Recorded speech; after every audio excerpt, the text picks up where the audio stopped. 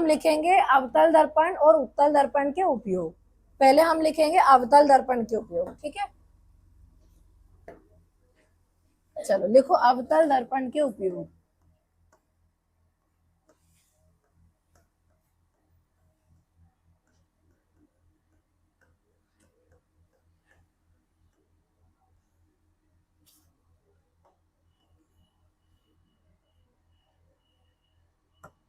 इसको भी मैं ओपन कर देती हूँ, खुल जाएगी ग्रुप।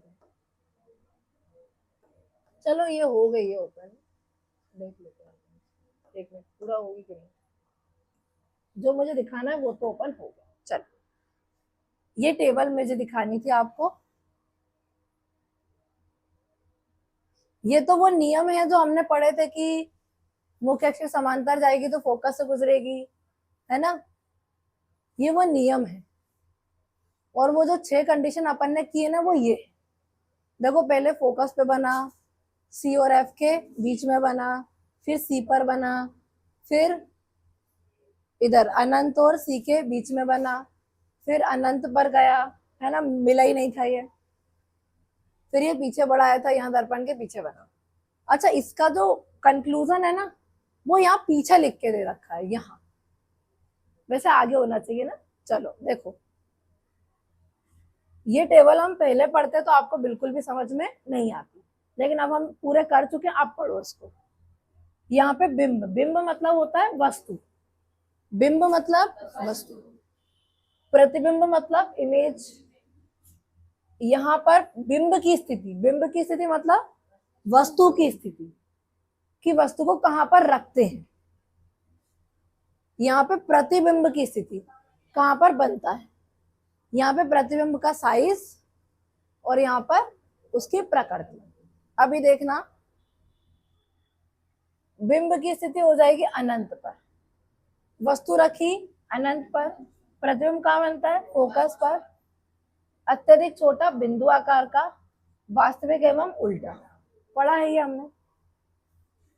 सी से परे मतलब अनंत और सी के बीच में, फोकस तथा सी के बीच में, वस्तु से छोटा, वास्तविक तथा उल्टा। अब सी पर ही रखते हैं तो प्रतिबिंब बनता है सी पर ही, सेम आकार, समान, वास्तविक तथा उल्टा। सी तथा एफ के बीच तो चला जाएगा सी से परे, मतलब अनंत और सी के बीच। बड़ा, विवर्धित मतलब होता है बड़ा, वस्तु से बड़ा, वास्तविक तथा उल्टा। एफ पर रखेंगे तो कहां जाएगा, अनंत। प्रतिबिंब का साइज, और इसमें हमने ऐसा लिख दिया है कि प्रतिबिंब प्राप्त नहीं होता है। ऐसा ही हुआ था वहां पे कि इतना दूर जा रहा था कि हमें पता ही नहीं है कि प्रतिबिंब कहां पर है, तो आप मानते क्या है, अनंत पर कहीं जाके बनता है। लेकिन साइज आप ये ऐसा भी लिख सकते हो कि प्रतिबिंब हमें दिखा ही नहीं है, प्राप्त ही नहीं हुआ है, या बनेगा तो बहुत बड़ा बनेगा, ठीक है। पी तथा एफ के बीच में रखेंगे तो जाएगा दर्पण के पीछे। विवर्धित मतलब बड़ा, आभासी तथा सीधा, इसमें 5 में वास्तविक उल्टा होता है, आभासी तथा सीधा। ये कंप्लीट, ये पूरे 6 हो गए। अब वो 2 और देख लेते हैं। उत्तल दर्पण से अनंत पर रखा था तो कहां बना था, फोकस पर और बिंदु आकार का। जब अनंत और पी के बीच में रखा था तो बना था एफ और पी के बीच में। देखो ये, और इतना सा बन रहा है ना। ये देखो सी पर आई थी, वापस चले गई थी और हमने इसको पीछे बढ़ाया था, है ना। इसके लिए यहाँ लिख कर दे रखा है। अनंत पर वस्तु होगी, कहां जाएगा, फोकस पर। ये देखो, फोकस पर दर्पण के पीछे। पॉइंट साइज का है, अत्यधिक छोटा बिंदु के साइज का। और कैसा दिख रहा है, ये देखो डैश डैश दिख रहा है, तो आभासी और सीधा। ये वाला देखो कहाँ रखा है, अनंत और पी के बीच में, अनंत तथा दर्पण के ध्रुव पी के बीच में। कहाँ बन रहा है, पी और एफ के बीच में। ये देखो पी और एफ के बीच में, तो लिख दोगे पी तथा एफ के बीच में, और यहाँ पर भी ऐड कर सकते हो दर्पण के पीछे, वस्तु से छोटा, पूरा लिखना, वस्तु से छोटा और आभासी तथा सीधा। डन। अब देखो, अब हमें उपयोग करना है। ये उत्तल दर्पण के दिए हैं और ये अवतल के लिए, अवतल के बाद अवतल के, उत्तल के बाद उत्तल के। हम दोनों एक साथ कर लेते हैं, अवतल के फिर उत्तल के। ठीक,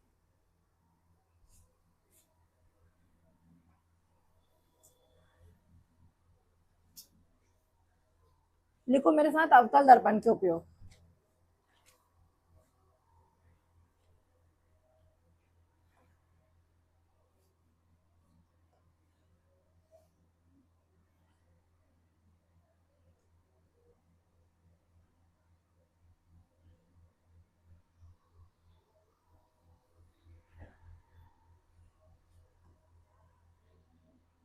देखो एक तो आप यही लिख लो, शेविंग दर्पणों के रूप में उपयोग होता है। शेविंग दर्पण समझते हो, मतलब जब शेविंग करते हैं दाढ़ी बनाने में, कौन सा दर्पण यूज होगा? अवतल।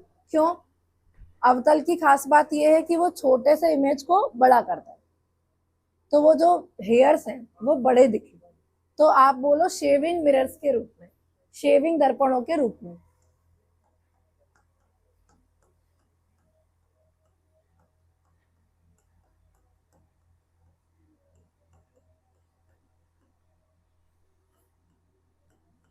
एक तो ये हो जाएगा, दूसरा है टॉर्च, सर्चलाइट और वाहनों के अग्रदीपों।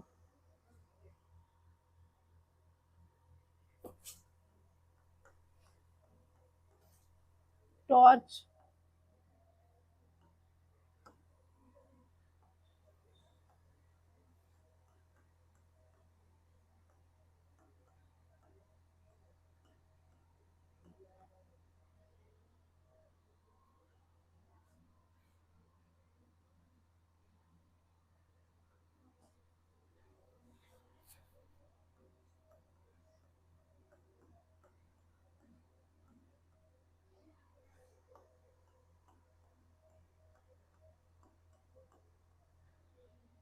में प्रकाश का शक्तिशाली।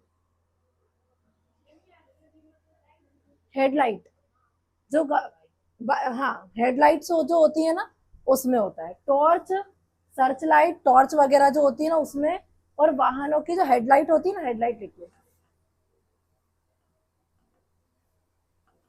है ना।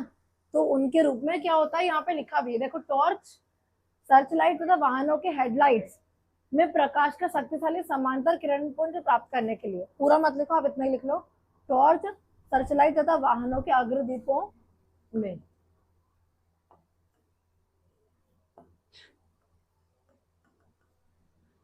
और दंत विशेषज्ञ द्वारा अवतल दर्पण का उपयोग किया जाता है। दंत विशेषज्ञ मतलब डेंटिस्ट होता है।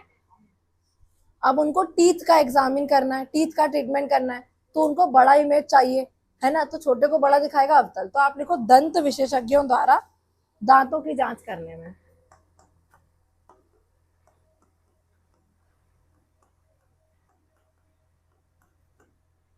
डेंटिस्ट लिख लो।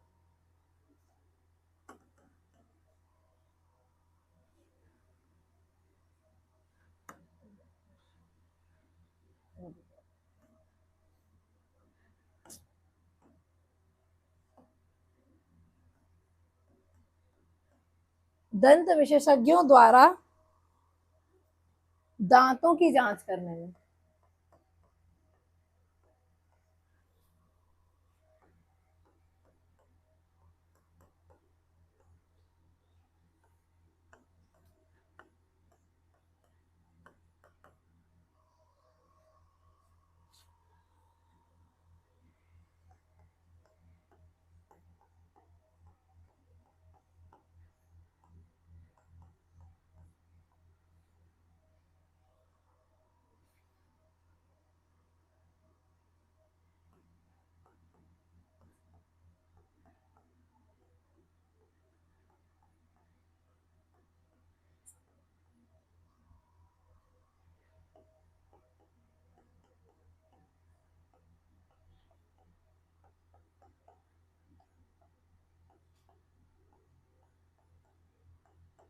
मतलब वहां पे यूज हो रहा है जहां पे छोटी का बड़ा इमेज आपको चाहिए, जैसे शेविंग दर्पणों के रूप में, है ना, टॉर्च, सर्चलाइट तथा वाहनों के अग्रदीपों के रूप में, हेडलाइट्स में। दंत विशेषज्ञ मतलब डेंटिस्ट के द्वारा दांतों की जांच करने में। डॉक्टर के द्वारा नाक, कान, गला इत्यादि की जांच करने में।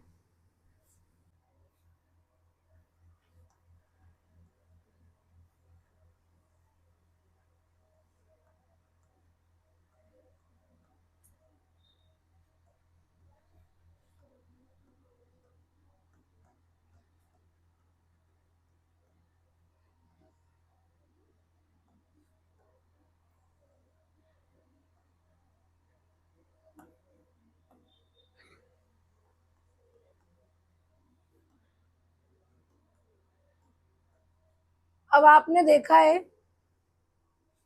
गाड़ी में जो साइड मिरर होता है उसमें पीछे जितनी भी गाड़ी आ रही है जो भी है पीछे का भी भले बहुत बड़ा ट्रक भी क्यों ना आ रहा हो और वो भी बड़ा सा ट्रक भी वो छोटा करके आपको दिखा दे, मतलब बड़ी से बड़ी चीज को छोटा करके आपको दिखा दे।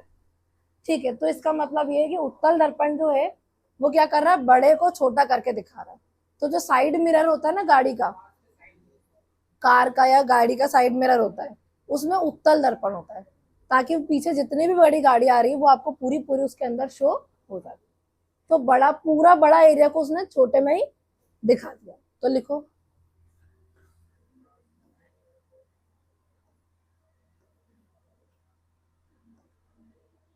अपन को उत्तल के लिखना है ना। देखो ये लिखा है वाहनों के पश्च दृश्य दर्पणों में किया जाता है साइड मिरर। लिखो, उत्तल दर्पण का उपयोग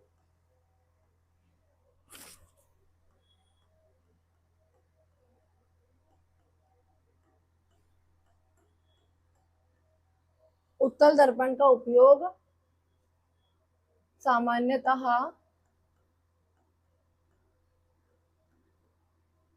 वाहनों के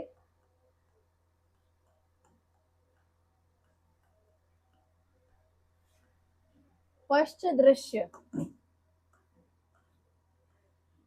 इसे बोलते हैं पश्च दृश्य दर्पण, रियर व्यू मिरर।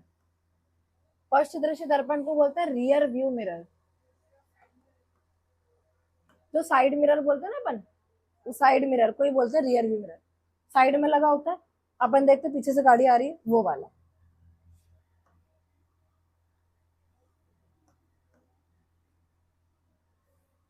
के रूप में किया जाता है।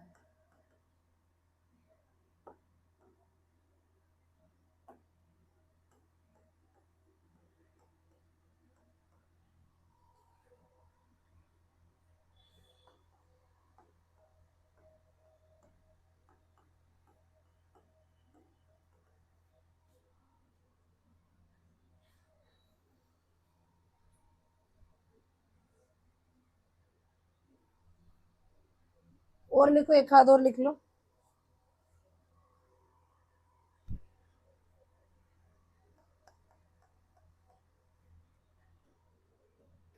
देखो इसका पूरा स्टेटमेंट यहाँ पे दिया हुआ है, मैं पढ़ के बताती हूँ आपको।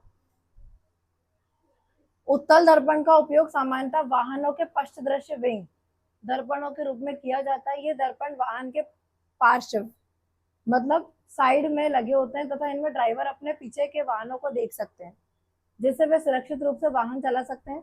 उत्तल दर्पणों को इसलिए भी प्राथमिकता देते हैं क्योंकि ये सदैव सीधा, ये सीधा प्रतिबिंब बनाता है। देखा था अभी, सीधा बना था, आभासी सीधा। यद्यपि वह छोटा होता है, छोटा भी था है ना वस्तु से। इनका दृष्टि क्षेत्र भी बहुत अधिक होता है क्योंकि बाहर की ओर वक्रित होते हैं। अब इनका दृष्टि क्षेत्र बड़ा क्योंकि बाहर की तरफ उभरे हुए हैं तो ज्यादा एरिया कवर करेंगे। समतल दर्पण की तुलना में उत्तल दर्पण ड्राइवर को अपने पीछे के बहुत बड़े क्षेत्र को देखने में समर्थ बनाते हैं। एक और लिख लो,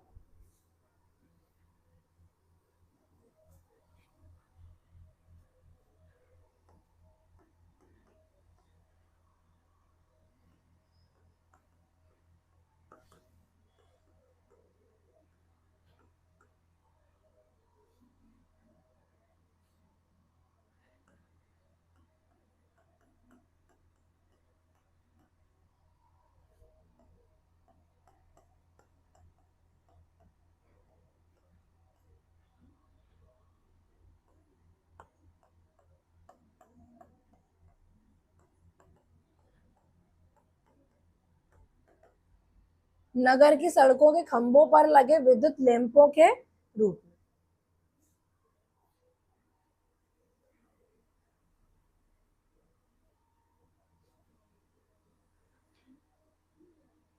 चलो ये हो गए हमारे उत्तल और अवतल के उपयोग। अब आपको करना है दर्पण का चिन्ह परिपाटी के नियम और दर्पण सूत्र तथा आवर्धन।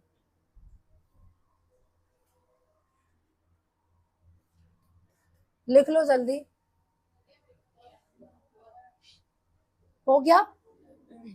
चलो अब देखो, अब आपको क्या देखना है, इधर देखिए। अब हमको देखना है गोली दर्पणों द्वारा परावर्तन के लिए चिन्ह परिपाटी। चिन्ह परिपाटी समझना बहुत जरूरी है। ये जब तक नहीं समझा तो न्यूमेरिकल आपके सारे गलत हो जाएंगे। सारे न्यूमेरिकल क्या हो जाएंगे, गलत। क्योंकि न्यूमेरिकल में हमें प्लस माइनस चिन्ह पता होना चाहिए कहाँ लगेगा, और वो आपको समझ में आएगा चिन्ह परिपाटी से। एक तो ये समझना है, और न्यूमेरिकल सॉल्व करने के लिए हमें फॉर्मूला याद होना चाहिए। तो देखो फॉर्मूला, दर्पण सूत्र तथा आवर्धन, ये लिखा हुआ है आपका दर्पण सूत्र और ये लिखा हुआ है आपका आवर्धन। तो हम ये पढ़ेंगे, अब क्या पढ़ेंगे, दर्पण सूत्र पढ़ेंगे, आवर्धन पढ़ेंगे और चिन्ह परिपाटी पढ़ेंगे। पहले मैं आपको पढ़ा रही हूँ दर्पण सूत्र और आवर्धन, ठीक है, फिर चिन्ह परिपाटी बताऊंगा। दर्पण सूत्र और आवर्धन को लिखना भी पड़ेगा, चिन्ह परिपाटी को लिखने की जरूरत नहीं, वैसे ही आपको याद हो जाएगा, ठीक है। अब हेडिंग लिखो दर्पण सूत्र तथा आवर्धन।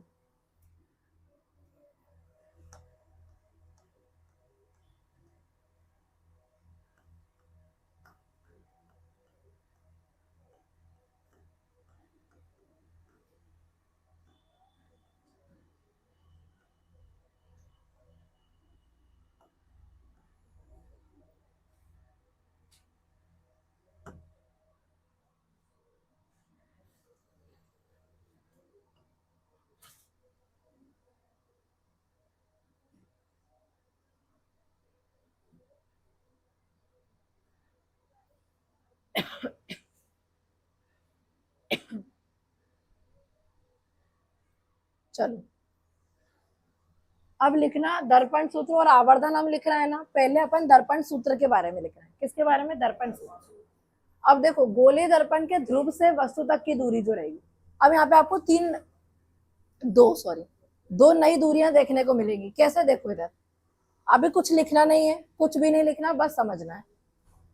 दर्पण सूत्र जो होता है ना, वो होता है 1/F=1/V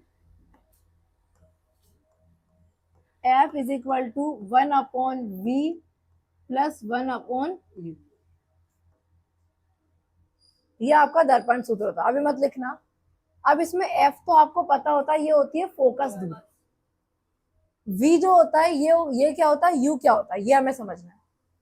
अब देखो जैसे अपन ने बहुत सारे डायग्राम बनाए हैं,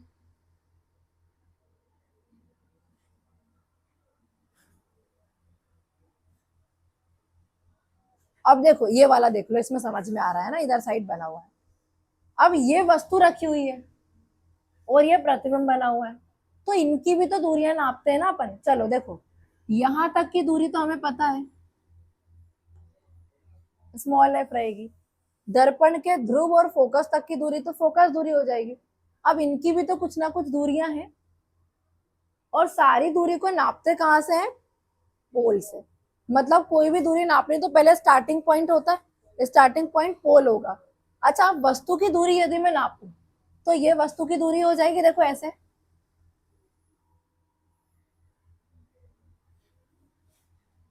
ये वस्तु की दूरी है ध्रुव, और ये वस्तु तक की दूरी,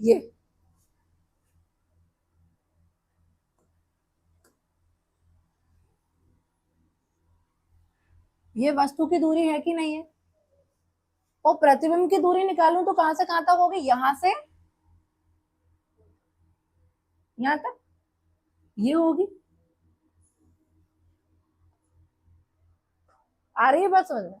अच्छा, ये क्यों निकालना है, अब जैसे न्यूमेरिकल दे दिया आपको कोई सा कि वस्तु इतनी दूरी पर रखा है, प्रतिबिंब इतनी दूरी पर रखा है, तो फोकस की दूरी बताओ, या फोकस इतना है 5 सेंटीमीटर और वस्तु की दूरी है 10 सेंटीमीटर, तो प्रतिबिंब की दूरी निकालो। तो यही तो हम पढ़ने वाले हैं। अब देखो, हमें पता है ध्रुव से लेके फोकस तक की दूरी, ये जो हो गई, उसको बोलते हैं अपन स्मॉल एफ, मतलब फोकस दूरी। अब ध्रुव से लेकर वस्तु तक की जो दूरी होती है ना, उससे अपन बोलते हैं यू। क्या बोलते हैं, यू। क्या बोलते हैं, यू।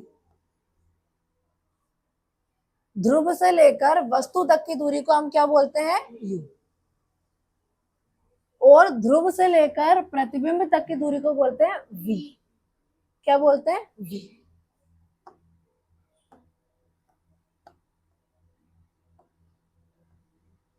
ये v। तो फॉर्मूला क्या था, 1/f is equal to 1/v plus 1/u। अब समझ में आ गया। f हो जाएगा आपका फोकस दूरी, v क्या होगा आपका बेटा, प्रतिबिंब की दूरी। v किसकी दूरी होगी, और u जो होगा वो किसकी दूरी होगी, वस्तु की। मतलब पोल से वस्तु कितनी दूरी पर है उस दूरी को बोलेंगे u। पोल से प्रतिबिंब कितनी दूरी पर बन रहा है उसको बोलेंगे v। और पोल से फोकस कितनी दूरी पर है इसे बोलेंगे फोकस दूरी। समझ में आया, आ गया। दर्पण के ध्रुव से वस्तु तक की दूरी को u बोलेंगे, दर्पण के ध्रुव से प्रतिबिंब तक की दूरी को v बोलेंगे, दर्पण के ध्रुव और फोकस तक की दूरी को फोकस दूरी बोलेंगे। स्मॉल एफ से दर्शन।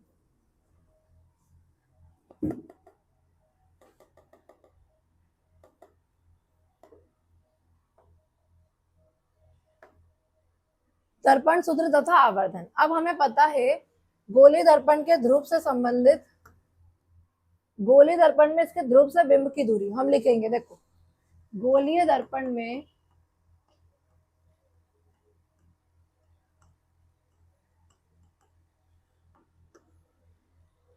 गोलीय दर्पण में दर्पण के ध्रुव, इसके ध्रुव लिख लो, इसके ध्रुव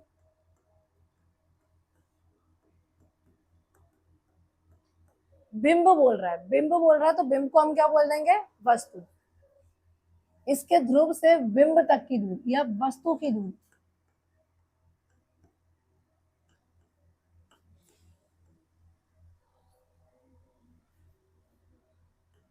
वस्तु की दूरी को बोलते हैं बिंब दूरी। क्या बोलते हैं, बिंब दूरी।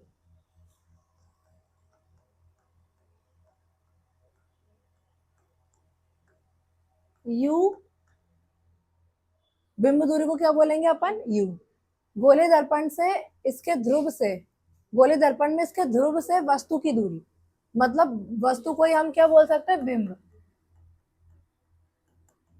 को बिंब दूरी मतलब कि u कहते हैं।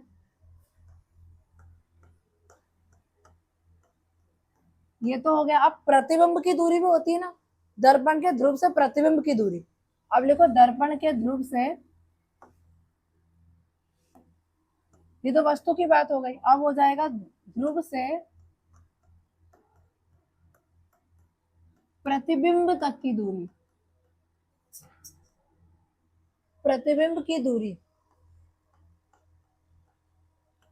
अब इसको बिंब दूरी बोला तो इसे क्या बोलेंगे, प्रतिबिंब दूरी।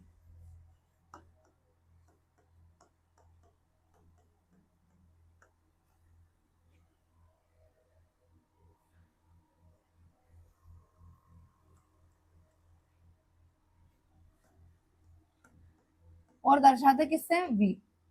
ध्रुव से प्रतिबिंब की दूरी प्रतिबिंब दूरी या v कहलाती है। और आपको पता है ध्रुव से मुख्य फोकस की दूरी को फोकस दूरी कहते हैं।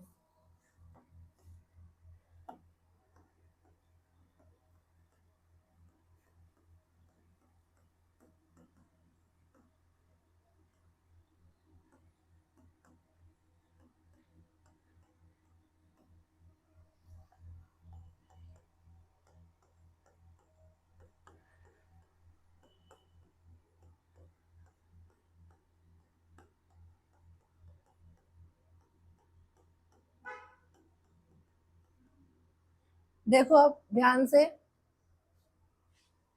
गोलीय दर्पण में इसके ध्रुव से बिंब की दूरी को बिंब दूरी u कहते हैं, ध्रुव से प्रतिबिंब की दूरी को प्रतिबिंब दूरी v कहलाती है ना, तथा ध्रुव से मुख्य फोकस तक की दूरी को फोकस दूरी f कहते हैं। अब इन तीनों के बीच में होता है संबंध, जिसे दर्पण सूत्र द्वारा प्रस्तुत किया जाता है। अब लिखेंगे इन तीनों राशियों के बीच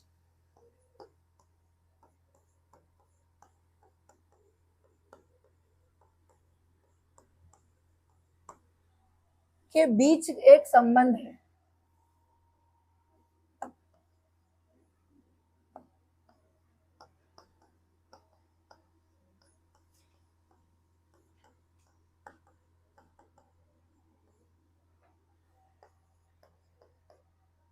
और उस संबंध को अपन दर्पण सूत्र द्वारा प्रस्तुत करते हैं।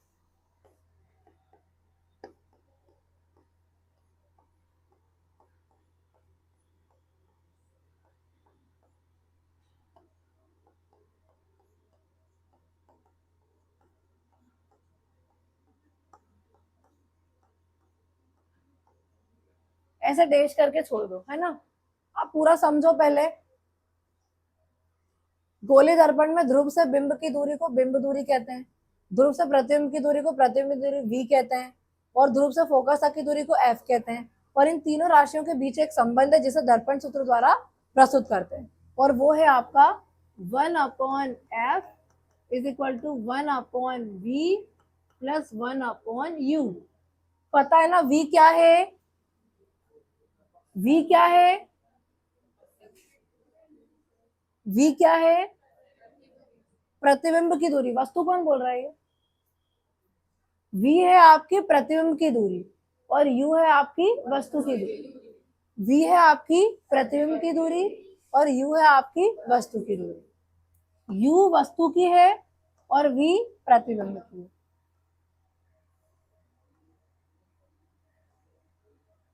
ये संबंध होता है, ठीक है। लिखो, अब आवर्धन करेंगे। अच्छा ये वाला, हाँ लिखो।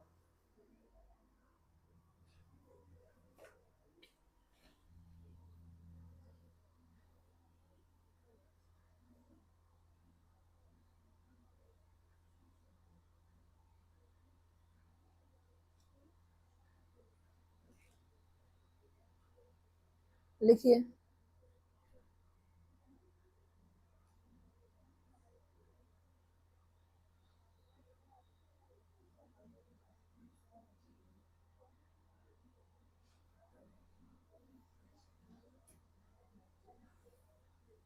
लिख लीजिए जल्दी, फास्ट।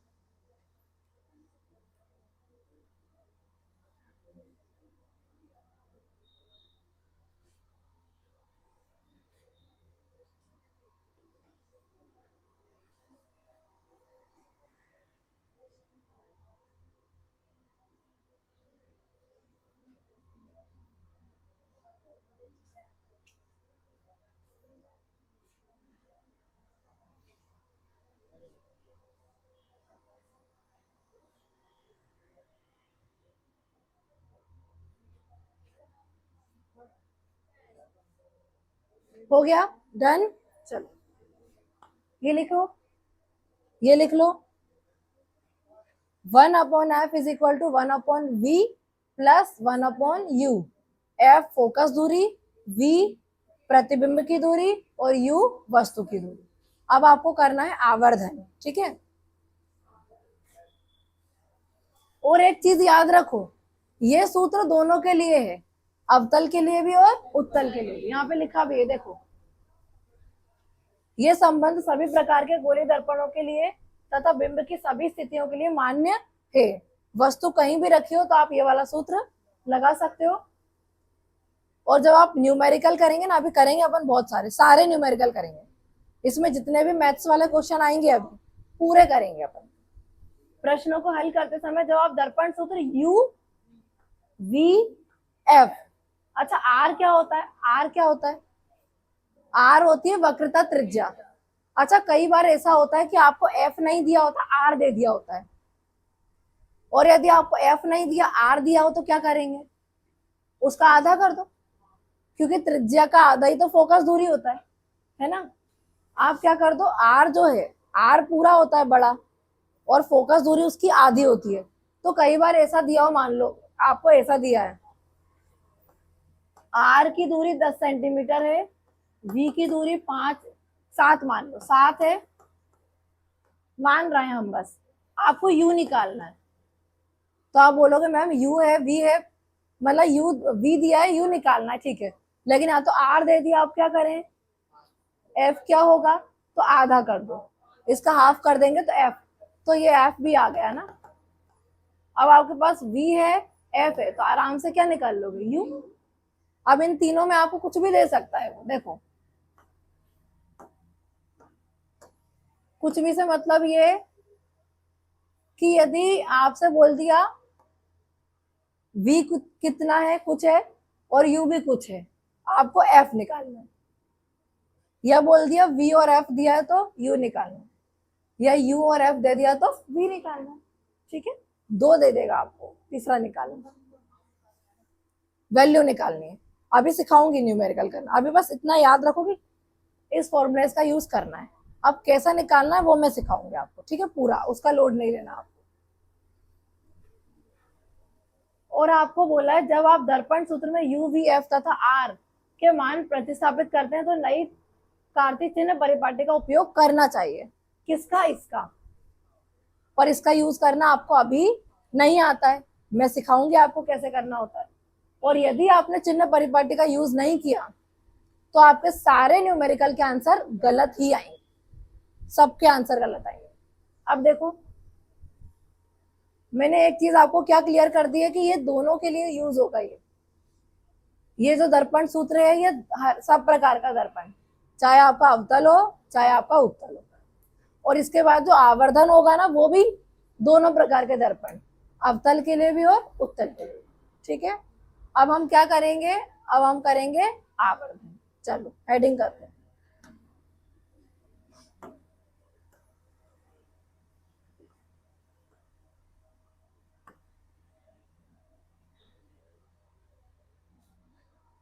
आवर्धन लिखो।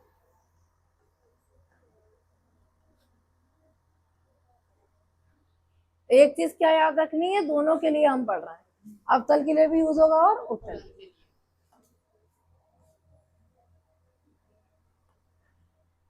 आवर्धन को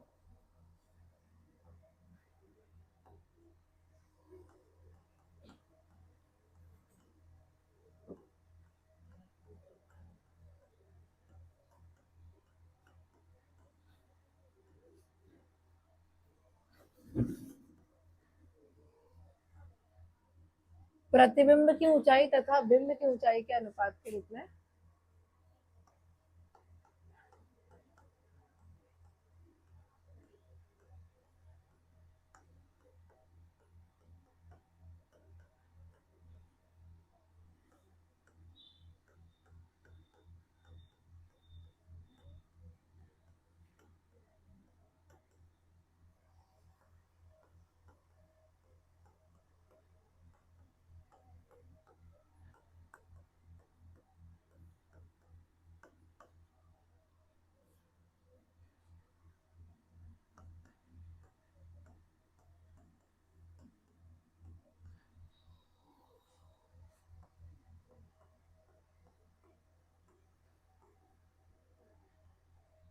देखो इधर,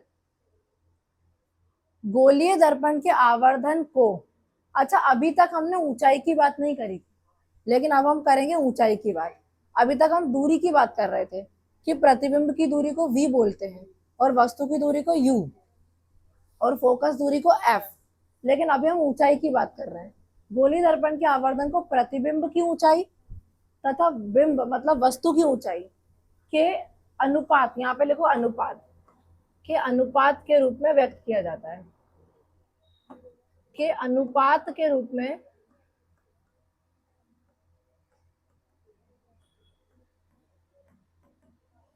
व्यक्त किया जाता है।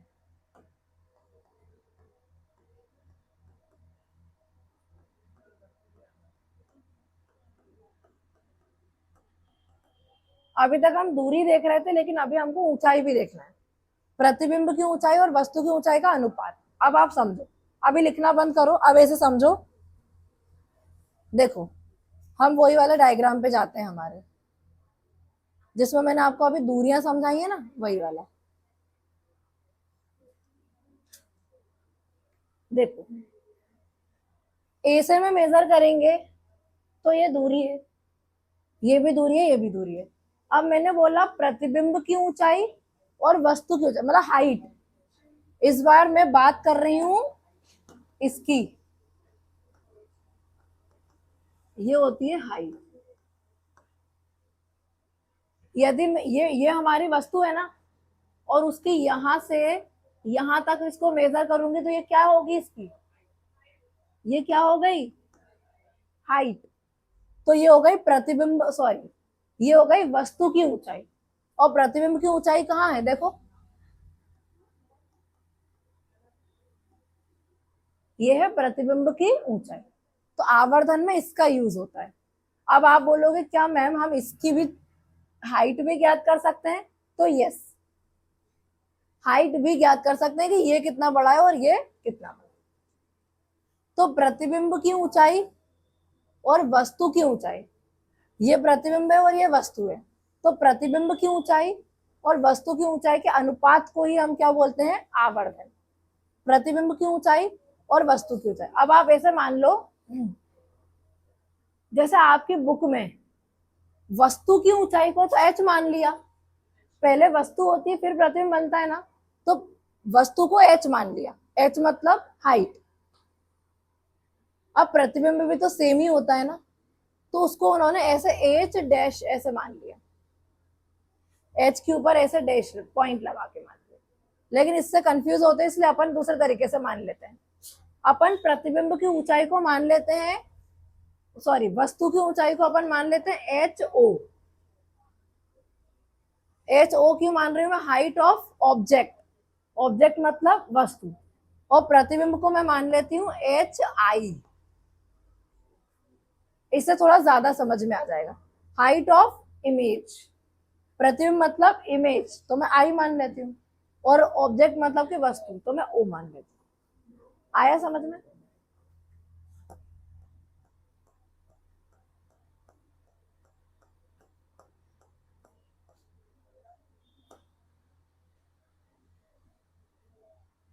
तो आपको क्या लेना है, प्रतिबिंब की ऊंचाई और वस्तु की ऊंचाई। लेकिन याद रखना किसका किससे अनुपात है, प्रतिबिंब की ऊंचाई का वस्तु की ऊंचाई से। मतलब प्रतिबिंब की ऊंचाई ऊपर आएगी और वस्तु की ऊंचाई नीचे आएगी। अनुपात किसका है, प्रतिबिंब की ऊंचाई का वस्तु की ऊंचाई से। तो प्रतिबिंब की ऊंचाई ऊपर आएगी और वस्तु की नीचे। अब देखो फॉर्मूला क्या होगा, देखो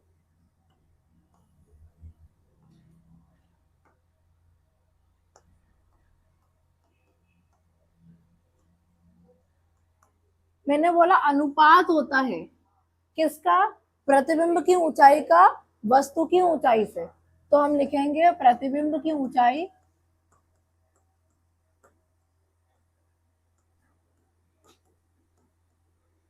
अभी मैं टाइम दूंगी लिखने के लिए ना, और अनुपात रहेगा इसका किससे, वस्तु बोल दो या बिंब, भी आपको बिंब बोल के रखा है ना तो बिंब बोल लो।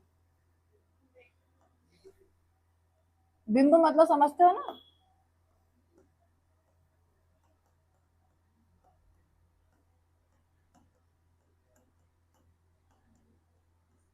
को क्या बोलेंगे अपन, आवर्धन।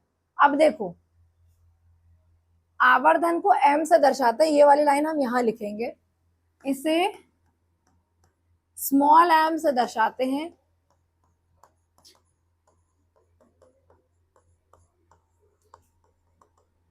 और इसका कोई मात्रक नहीं होता, इसका कोई मात्रक नहीं होता। जैसे सेंटीमीटर मीटर अपन दूरी के लिए नापते हैं ना, पर इसका कोई मात्रक नहीं होता। अपन लिखेंगे इसका कोई मात्रक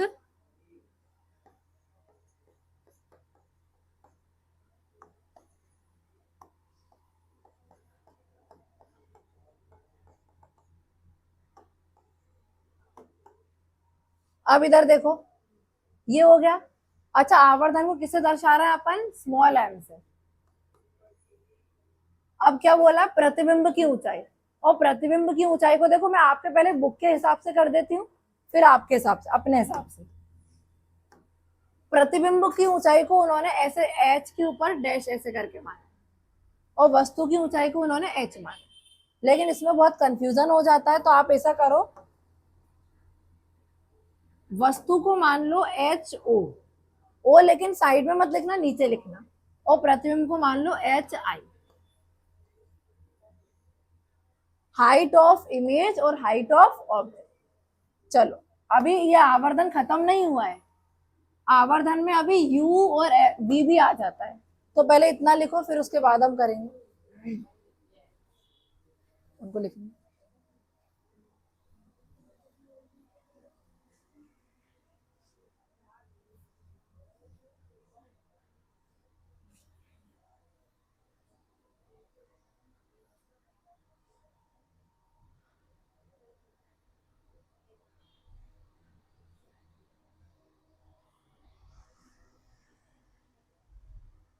हो गया, डन। चलो ये पूरा हो गया, ऐसा ही इसका फॉर्मूला आता है, लेकिन आवर्धन में u भी आ जाता है और v भी आ जाता है।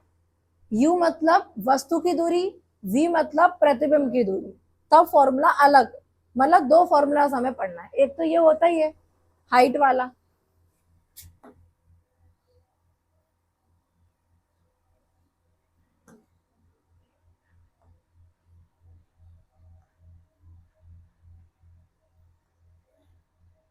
अब आगे लिखेंगे आवर्धन जो होता है वो u बिंब की दूरी और प्रतिबिंब की दूरी से भी संबंधित होता है। ऐसे लिखो, आवर्धन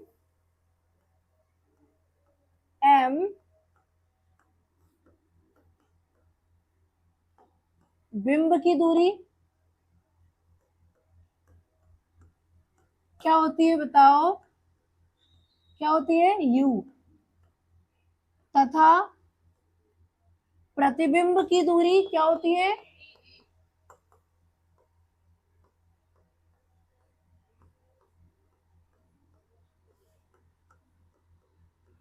v से भी संबंधित है।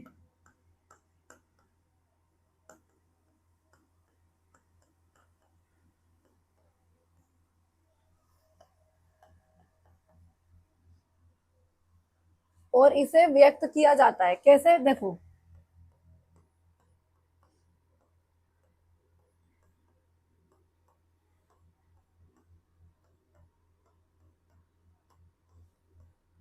इधर देखो, अब m बराबर, ये तो है ही हाइट ऑफ इमेज और हाइट ऑफ ऑब्जेक्ट, और जब इसमें v और u भी आ जाता है तो फॉर्मूला होता है माइनस v अपॉन u, तो पूरा फॉर्मूला ये बन जाता है। m बराबर एच आई एच ओ तो है ही, मतलब h और h दोनों की हाइट, और एक और होता है जब v और u आ जाता है, यहाँ लिखा ना हमने, आवर्धन m बिंब की दूरी u और प्रतिबिंब की दूरी v से भी संबंधित होता है। इसे व्यक्त किया जाता है m बराबर प्रतिबिंब की दूरी बटे वस्तु की दूरी बराबर माइनस v, मतलब कि सॉरी ये तो ऊंचाई है, सॉरी सॉरी, m बराबर प्रतिबिंब की ऊंचाई बटे वस्तु की ऊंचाई बराबर प्रतिबिंब की दूरी और वस्तु की दूरी माइनस v बटे u, तो ये फॉर्मूला आपका बन जाता है, ये देखो, ठीक है लिख लो।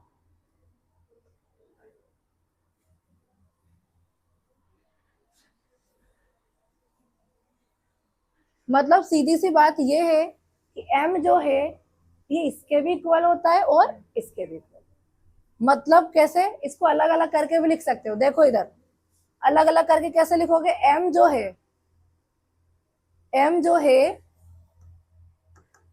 वो हाइट ऑफ इमेज और हाइट ऑफ ऑब्जेक्ट के भी बराबर है, और यही m जो है ये इसके भी बराबर है, और ये m माइनस v बटे u के भी बराबर है।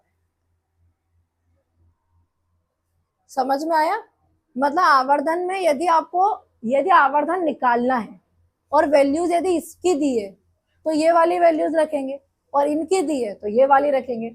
अच्छा कई बार ऐसा होता है, सुनना, अपन ने फॉर्मूला क्या लिखा, m बराबर एच आई एच ओ और माइनस v बटे E,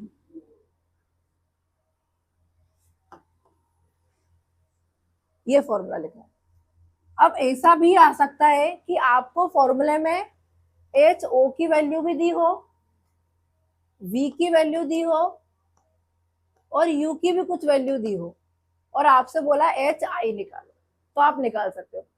या तो देखो ये दोनों, ये तीन दे दिया और बोलेगा ये निकालो, या फिर ये तीन दे दिया बोलेगा ये निकालो, या फिर ये तीन दे दिया तो ये निकालो, ये तीन दे दिया तो ये निकालो, तो कुछ भी पूछ सकता है, ठीक है लिखो। अब हमें पढ़ना है चिन्ह परिपाटी के नियम, बहुत जरूरी है, तभी आपके न्यूमेरिकल सही हो पाएंगे।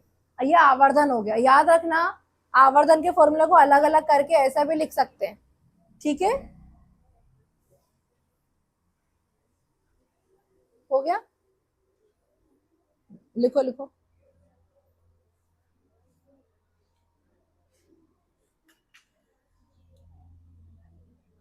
लिख लीजिए। डन। चलो, अच्छा ये वाला लिखने की आपको जरूरत नहीं है, आपको अंडरस्टूड है कि इसको हम ऐसे अलग अलग से भी लिख सकते हैं, ठीक है। अब आपको चिन्ह वाला नियम और बता देते हो, इसको भले ही मत भी लिखो तो चलेगा, हमने देखो मर्ज करके लिख लिया है।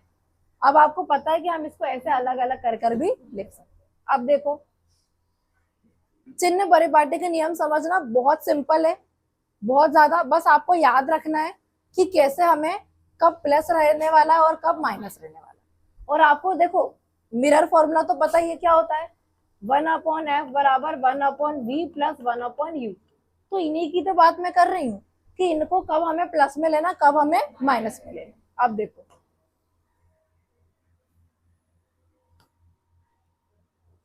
ये हमने पूरा कर लिया आवर्धन और ये सूत्र। अब हमें ये देखना है, इसको हम लिखेंगे नहीं, इसको मैं सिर्फ आपको समझाऊंगी। अब देखिए, देखना यहाँ पे दोनों दर्पणों की बात होगी इसमें, अवतल की और उत्तल की, ठीक है।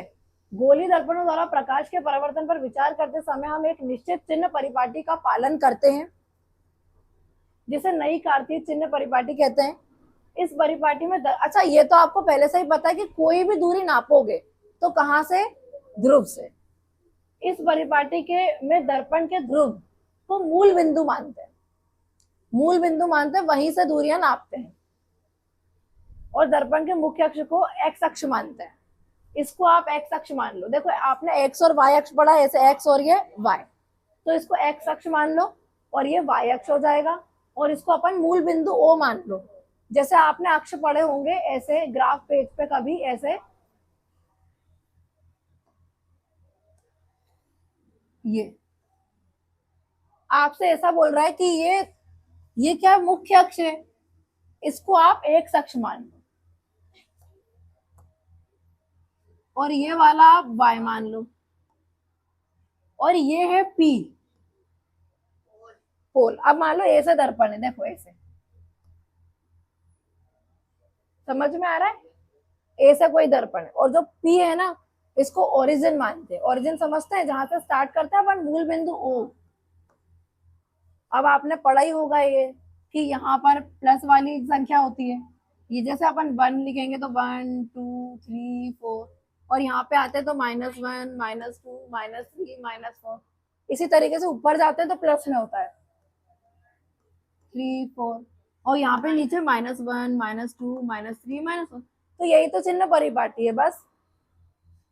ये जो राइट साइड की दूरियां हैं ऐसे करते हैं, देखो अब इसको मिटा दूं, मूल बिंदु से राइट साइड की जो दूरी होगी इसको आप लेंगे प्लस में, ये एरो देखना, उधर साइड की दूरियों को लेंगे प्लस में। अब मूल बिंदु से मतलब पी से इधर साइड की दूरियों को लेंगे माइनस में। बस मूल बिंदु से ऊपर तक की दूरी, मतलब आप ऊंचाई की बात कर रहे हैं, ऊंचाई की बात यदि हम करें, ये ऊपर वाली दूरियों को लेंगे प्लस में और नीचे वाली दूरियों को लेंगे माइनस में। हो गया चिन्ह परिपाटी। लेकिन इसको दर्पण में कैसे अप्लाई करेंगे आप, अब वो भी सिखाते हूँ, पहले इसको पढ़ लें हम।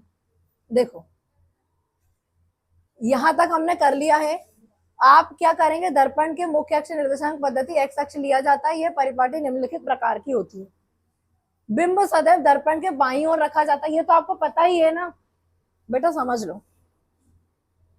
वस्तु को नेक्स्ट क्लास में कि समझा दो, ये 4 पॉइंट है। देखो यहाँ पे लिखा हुआ है बिंब को सदैव बाईं ओर रखते हैं, सही है। वस्तु जो होती है ना, वस्तु जैसे ये दर्पण है तो वस्तु को अपन उधर थोड़ी ना रखते, वस्तु को तो अपन इधर ही रखते, चाहे कोई सा भी दर्पण हो। देखो चाहे आपका ये वाला दर्पण हो चाहे ये वाला दर्पण हो, वस्तु को हमेशा अपन इधर ही रखते, इधर ही रखते हैं ना, चाहे इस साइड वाला हो चाहे उस साइड वाला हो। देखो वस्तु को हमेशा किधर रखते हैं, बाईं ओर रखते हैं। देखो अब तो ये लिखा हुआ है बिंब सदैव बाईं ओर रखा जाता है, इसका अर्थ है कि दर्पण पर बिंब प्रकाश बाईं ओर से आपतित होता है। देखो लाइट हमेशा इधर से ही आएगी। हो गया पहला पॉइंट, समझ में आ गया। दूसरे पे आ जाते हैं। मुख्य अक्ष के समांतर दूरियां दर्पण के ध्रुव से मापी जाती है। हमें पता है कोई भी दूरी होगी वो कहां से नापी जाएगी, दर्पण के ध्रुव से, दर्पण के ध्रुव से। देखो मुख्य अक्ष के समांतर की जितनी भी दूरियां होंगी वो कहां से मापी जाएंगी, ध्रुव से। दूसरा पॉइंट। अब तीसरा पॉइंट जरूरी है, देखो दाईं ओर की दूरी प्लस, बाईं ओर की दूरी माइनस, ऊंचाई ऊपर की ओर प्लस, नीचे की ओर माइनस। अब देखो मूल बिंदु के दाईं ओर की दूरी मतलब इधर साइड की दूरी, दाईं मतलब राइट साइड की दूरियों को क्या माना जाता है, धनात्मक, जबकि मूल बिंदु के बाईं ओर की दूरी को क्या माना जाता है, ऋणात्मक। अब देखो मुख्य अक्ष के लंबवत ऊपर की ओर की दूरियों को क्या क्या लिया जाता है, मतलब वाई अक्ष की दूरियां मापने में धनात्मक मानी जाती हैं, और मुख्य अक्ष के लंबवत नीचे की दूरियों को अपन ऋणात्मक। आया समझ में, ये पूरे हो गए। अब देखो अब इसमें दर्पण लगा के देख लो, देखना ध्यान से। अब ये मुझे दोनों दर्पण में देखना है ना, दोनों दर्पण में देखो, मैं दर्पण को अलग कलर से बना रही हूं, इससे देख लो। ये दर्पण है, कौन सा है बताओ, अवतल। कौन सा दर्पण है, अब बताओ अवतल दर्पण में एफ कहाँ होता है, उधर होता है कि इधर होता है, इधर होता है। अच्छा वस्तु भी इधर ही रखते हैं, मान लो वस्तु भी इधर ही रखी है और प्रतिबिंब भी इधर ही बनता है, तो मतलब इसमें एफ भी किस में होगा, एफ भी इधर ही साइड आ रहा है, तो मतलब एफ की दूरी को भी किस में लेंगे अपन, माइनस में। अच्छा वस्तु भी इधर ही रखते हैं, तो मतलब यू की दूरी को भी किस में लेंगे, और प्रतिबिंब भी इधर ही बनता है, तो वी की दूरी भी किस में होगी। मतलब आपको ये याद रखना है अवतल दर्पण में यू वी एफ सभी दूरी होती है माइनस। देखो ये वाला डायग्राम देखो,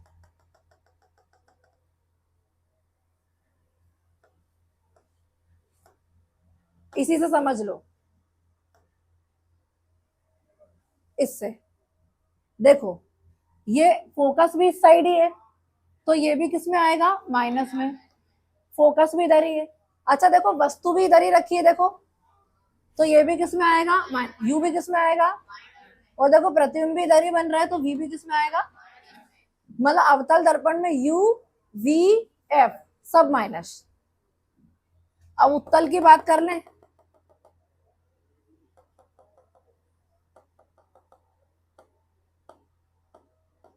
उत्तल की बात हमें करनी है। अब देखो अवतल की बात यहां कर ली, उत्तल की सेकंड वाला केस देखा था, देखो इधर